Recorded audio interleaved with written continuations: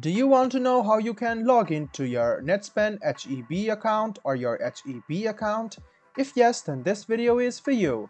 Hello and welcome to Tech Basics. It's your host back again with yet another interesting tutorial video. In this video, I'm going to teach you how you can log into your HEB account or your Netspend HEB account.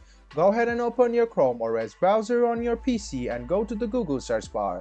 In the search bar, search for Netspend HEB login. Click on the first link which appears on your screen. It will take you to the official login portal of HEB Prepaid, which is also a branch of Netspend. What you need to do right now is write down the username and the password associated with HEB. Go ahead and fill them up. Write down the username, then write down the password. Now, hit login and then you can successfully log in to your Netspend HEB account. You can click on remember my username and you will not have to write down your username the next time you try to log in. If in case you have forgotten your username or password, these are the two links you want to go through. If you don't have an account yet, go ahead and click open a new account.